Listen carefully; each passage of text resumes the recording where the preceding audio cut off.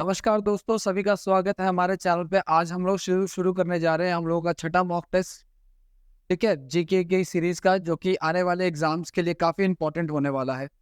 ठीक है, और आप लोग उम्मीद है कि पिछले मॉक टेस्ट को आप लोग करते हुए आ रहे होंगे, ऐसा मैं आशा करता हूँ। अपनी पढ़ाई को जोरदार तरीके से कायम रखिए और इससे डेफिनेटली आने वाले एग्जाम्स में क्वेश्चन फंसेंगे, जो कि एसएससी सीजीएल का, एसएससी किसी भी एग्जाम में, या वो सीजीएल हो, सीपीओ हो, एमटीएस हो, सीएचएसएल हो, या कोई भी अदर एग्जाम हो, उनमें क्वेश्चन फंसने ही फंसने हैं। ठीक है, तो ज्यादा बातें ना करते हुए चलिए शुरू करते हैं आज का हम लोग अपना मॉक टेस्ट का पहला सवाल, जो कि क्या है, जो कि कह रहा है हम लोगों का कि मौर्य साम्राज्य की राजधानी जो है वो थी, वो कहाँ पे थी। मौर्य साम्राज्य की राजधानी कहाँ पे थी आपको बताना है।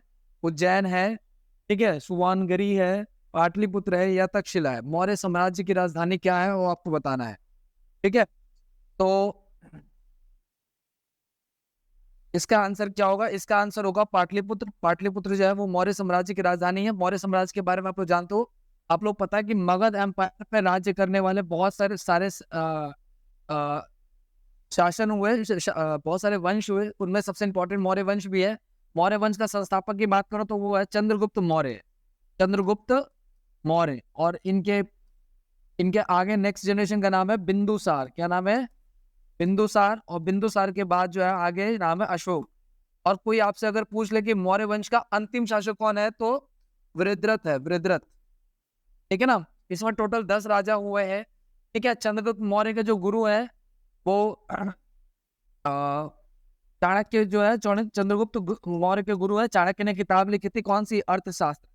ठीक है, और ये जैन धर्म को मानते थे। श्रवण बेलगोला में उनकी डेथ हुई थी।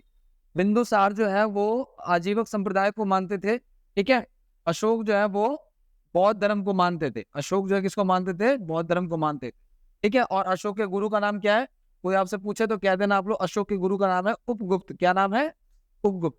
आखिरी जो है वो वृद्धरथ था, आखिरी। इसकी हत्या पुष्यमित्र शुंग के द्वारा कर दी जाती है और शुंग वंश की स्थापना कर दी जाती है, जिससे ब्राह्मण वंश जो है वापस से इंडिया में ब्राह्मण वंश का साम्राज्य शुरू हो जाता है। तो इसका आंसर क्या हो जाएगा हमारा? पाटलिपुत्र। ठीक है, इसकी जानकारी हमें कहां से मिलती है? तो इसकी जानकारी मेगास्थनीज की लिखी हुई पुस्तक पैक्स इंडिका में मिलती है। ठीक है, आगे की बात करते हैं। जनवरी 2023 में किस राज्य सरकार ने सरकारी नौकरियों में राज्य के निवासी महिला के लिए 30% आरक्षण प्रदान करने वाला कानून पारित किया? मतलब ऐसा कौन सा राज्य था जिसने अपनी महिलाओं के लिए जो है 30% आरक्षण जो है वो पास किया सरकारी नौकरियों में? 30% रिजर्वेशन। बिहार, उत्तर प्रदेश, हिमाचल प्रदेश या उत्तराखंड? दोस्तों इसका आंसर होगा उत्तराखंड। इसका आंसर क्या होगा? उत्तराखंड इसका आंसर हो जाएगा। उत्तराखंड राज्य ने जो है महिलाओं के लिए 30% आरक्षण जो है वो पारित किया है। इसके अलावा मैं आपको और भी बता दूं कि 2023 में महिलाओं के लिए 33% रिजर्वेशन, 33% रिजर्वेशन किस चीज में? विधानसभा में, विधानसभा में तथा केंद्रीय संसद में, तथा केंद्रीय संसद में 10 साल के लिए इसको बढ़ा दिया गया। और SC ST के रिजर्वेशन को भी 10 साल के लिए बढ़ा दिया गया। क्वेश्चन नंबर 4 क्या कह रहा है? निम्नलिखित में से किसे भारतनाट्यम के नृत्य शैली में संगीत नाटक अकादमी से पुरस्कृत किया गया? मतलब ऐसा कौन सा व्यक्ति है जिसको भरतनाट्यम के लिए सम्मानित किया गया है? तो मौलिक शाह, अखम लक्ष्मी देवी, स्वरूपा सेन, या फिर राधा श्रीधर? तो दोस्तों इसका आंसर हो जाएगा राधा श्रीधर। राधा श्रीधर को अभी हाल फिलहाल में भारतनाट्यम में के लिए हाईएस्ट डांसिंग अवार्ड से सम्मानित किया गया, दैट इज संगीत नाटक अकादमी पुरस्कार द्वारा सम्मानित किया गया। ठीक है, भरतनाट्यम के लिए। अगले क्वेश्चन पे आते हैं हम लोग। नेक्स्ट क्वेश्चन क्या कह हम लोगों का? दूसरी पंचवर्षीय योजना में तेजी से औद्योगिकरण और सार्वजनिक क्षेत्र पर जोर दिया गया। इसका प्रारूप और योजना के नेतृत्व में बनाई गई थी। किसके नेतृत्व में बनाई गई थी? ठीक है, डैश के नेतृत्व में बनाई गई थी। किसके नेतृत्व में आपको बताना है। KV सुंदरम, सी राजगोपालचारी, सुब्रमण्यम स्वामी और PC महानवलिस। ठीक है, देखिए जितने भी पंचवर्षीय योजनाएं हैं वो सभी के सभी किसी ना किसी के नेतृत्व में बनाई गई हैं। आपको पता है कि पंचवर्षीय योजना का अध्यक्ष जो होता है वो प्रधानमंत्री होता है, और पंचवर्षीय योजना को आखिरी स्वीकृति देता है वो प्लानिंग कमीशन, यानी प्लानिंग कमीशन कह रहा हूँ, ये राष्ट्रीय विकास परिषद देता है। पंचवर्षीय योजना का सिद्धांत हमने रशिया से, USSR से कॉपी किया था। ये आपको सारी चीजें ध्यान में रखनी है। जो दूसरा पंचवर्षीय योजना था, जो हमारा सेकेंड 5 ईयर प्लान था, ये हमने PC महानवलिस मॉडल के आधार पर हमने इसको लिया हुआ है, तो इसका दोस्तों आंसर हो जाएगा हमारा 4, पीसी महानवलिस मोटर। ठीक है, आपको ध्यान रखना है। इसी में इससे पहले भी हम लोग पढ़ चुके हैं कि किस पंचवर्षीय में आईआईटी वगैरह का निर्माण किया गया, हम पहले के उस मॉक टेस्ट से पढ़ चुके हैं। अगला, विश्व बैंक के अनुसार 2011 से 2019 के बीच में भारत में अत्यधिक गरीबी में किस दर में कमी आई है? कितनी अत्यधिक गरीबी दर में कितनी कमी आई है, कितने % की कमी आई है, ये कहना चाह रहा है। आपको बताना है क्वेश्चन नंबर 5 का आंसर क्या होगा। भारत के 2011 से 2019 में विश्व बैंक के अकॉर्डिंग भारत की गरीबी दर में कितने % की कमी आई है, ये आपको बताना है। ठीक है, तो इसका आंसर हो जाएगा 12.3% की कमी आई है। ठीक है, इसके अकॉर्डिंग विश्व बैंक के अनुसार। ठीक है, कब से कब तक? 2011 से 2019 के बीच। अगला, फीफा वर्ल्ड कप 2022 की मेजबानी किस देश ने की थी? जर्मनी, सऊदी अरब, ब्राजील या कतर? फीफा विश्व कप 2022 की मेजबानी जो है वो किस देश ने की थी? आपको बताना है इसका आंसर क्या होगा। तो ध्यान से सुनना आप लोग दोस्तों कि फीफा वर्ल्ड कप 2022 की जो मेजबानी है वो कतर के द्वारा की गई थी। ठीक है, किसके द्वारा की गई थी? जब आपसे क्वेश्चन पूछा है कि फीफा 2022, तो सीधा इसका आंसर क्या होगा? Organised by Qatar. ठीक है, कतर ने इसको ऑर्गेनाइज किया था। अगले पे आते हैं, बोहांग बिहू को डैश के नाम से भी जाना जाता है। बोहांग बिहू को किस नाम से जाना जाता है? माघ बिहू, रंगाली बिहू, कटी बहू या फिर Kongali Bihu? This is the dance actually. ठीक है, बोहांग बिहू को किस अन्य नाम से जाना जाता है, ये आपको बताना है। तो इसका आंसर है रंगाली बहू। क्या आंसर इसका? रंगाली बहू। ठीक है, आप लोग देख पा रहे हैं डांस का एक क्वेश्चन तो परमानेंट हर शिफ्ट में पूछा गया है। ठीक है, अगले क्वेश्चन पे आते हैं, राज्यसभा की अधिकतम सदस्य संख्या कितनी हो सकती है? 450, 150, 250 या 350? आपको पता है कि ये नंबर तो एग्जिस्ट नहीं करते हैं, ये नंबर भी एग्जिस्ट नहीं करता, सिर्फ एक ही आंसर होगा इसका। क्या? क्वेश्चन नंबर 8 का 4th आंसर हो जाएगा। 250 सीटें राज्यसभा में है और उसमें से भी 12 सदस्य जो है वो राष्ट्रपति के द्वारा मनोनीत किए जाते हैं। ठीक है, राष्ट्रपति के द्वारा 12 सदस्य मनोनीत होते हैं और ये लोग राष्ट्रपति के चुनाव में कभी वोट नहीं डालते। ठीक है ना, ये बात आपको ध्यान रखनी है। फीफा विश्व कप 2022 किस देश ने जीता? हाँ, ये इंपॉर्टेंट है। ऑर्गेनाइज किया था कतर ने, जीता किसने वो देखना आप। तो फीफा कप 2022 निम्नलिखित में से किस देश ने जीता? क्रोएशिया ने जीता, फ्रांस ने जीता, अर्जेंटीना ने जीता या फिर जर्मनी ने जीता? ठीक है, तो इसका आंसर क्या होगा? इसका आंसर होगा अर्जेंटीना। ठीक है, फीफा विश्व कप 2022 का जो अवार्ड है ये अर्जेंटीना ने इसको जीता है। अगले पे आते हैं, डैश एक क्रिकेट शॉट है। कौन सा एक क्रिकेट शॉट है जिसमें बल्लेबाज अपने बल्ले को लंबवत घुमाता है और गेंद को जमीन से अनुदिश मारता है और गेंद को कवर और मिड ऑफ के बीच में मारता है? ठीक है, तो इसका आंसर क्या होगा? इसका आंसर हो जाएगा हमारा। अगले क्वेश्चन पे आते हैं हम लोग। नेक्स्ट क्वेश्चन क्या कह रहा है हम लोगों का? अंकिता रैना निम्नलिखित में से कौन सा खेल खेलती हैं? अंकिता रैना जो है निम्नलिखित में से कौन सा खेल खेलती हैं? क्वेश्चन नंबर 11 दोस्तों, इसका आंसर होगा अंकिता रैना जो है जिस खेल से संबंधित है वो है फुटबॉल। ठीक है, कौन सा खेल है वो है फुटबॉल। क्वेश्चन नंबर 11 का आंसर क्या हो जाएगा हमारा? पहला।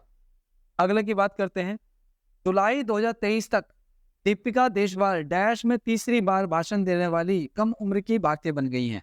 दीपिका देशवाल ने 2023 में भाषण दिया था। कहाँ पे दिया था? और वहां पे कम ही लोग भाषण देते हैं। ठीक है, तो ध्यान रखना आप लोगों को। यूनाइटेड नेशंस, कहाँ पे? यूनाइटेड नेशंस में भाषण देने वाली दीपिका देशवाल जो है वो सबसे कम उम्र की महिला है।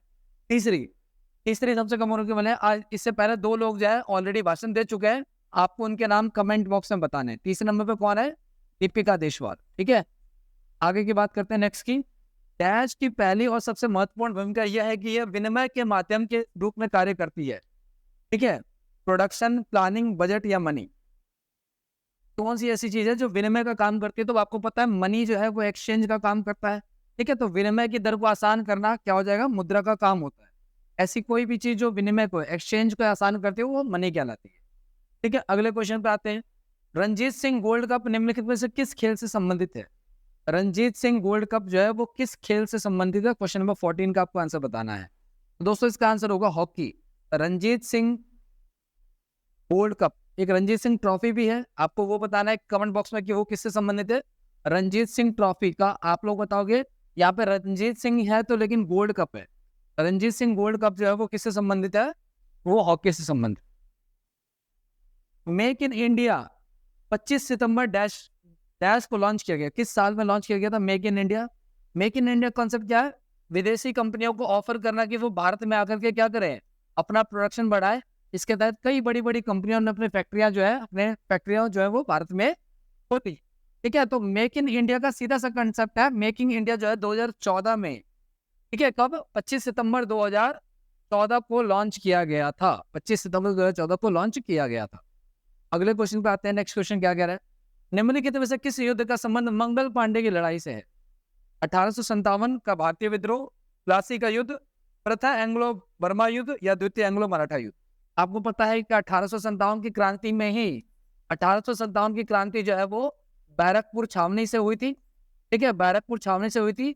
और यहाँ पे एक सिपाही थे, इनका नाम था मंगल पांडे। इनसे ही शुरुआत हो गई थी। ठीक है, और कारण क्या था? कारण ये था कि कारतूस में गाय और सूअर की चर्बी का प्रयोग किया गया था, ये कारण था उसका। ठीक है, इसके कारण से वो जो है आगे बढ़ी। इसका नेतृत्व जो है वो आखिरी मुगल बादशाह बहादुर शाह जफर ने किया था, जिनको अंग्रेजों ने बाद में जो है उसको रंगून भेज दी। अगले क्वेश्चन पे आते हैं। मई 2023 में भारतीय मूल की पुलिस अधिकारी कैप्टन प्रतिमा भुल्लर माल्डोनाडो डैश पुलिस विभाग में सर्वोच्च रैंकिंग वाली दक्षिण एशिया वाली महिला बन गई। भाई 2000 भारतीय मूल की पहली पुलिस अधिकारी जो है कौन, जो सर्वोच्च पद पे आई? ठीक है, आपको ये बताना है, तो इसका आंसर हो जाएगा न्यूयॉर्क में। ठीक है, भारतीय मूल की पुलिस महिला अधिकारी प्रतिमा भुल्लर, ठीक है, न्यूयॉर्क में पुलिस विभाग में सर्वोच्च रैंकिंग वाली दक्षिण एशियाई महिला बनी। ठीक है, दक्षिण एशिया की पहली महिला तो सर्वोच्च पद पे थी। भारतीय संविधान के अनुसार निम्नलिखित में से किस परिस्थितियों में कुल मौलिक अधिकार निलंबित किए जा सकते हैं? किस परिस्थिति में? किसी भी आपातकाल के दौरान, चाहे राष्ट्रीय हो या फिर स्थानीय हो। ठीक है, मौलिक अधिकार को किसी परिस्थिति में निलंबित नहीं किया जा सकता। शांति काल के दौरान या बाहरी आपात स्थितियों के दौरान, जैसे युद्ध या बाहरी आक्रमण, इसके दौरान मौलिक अधिकारों को जो है सस्पेंड किया जा सकता है।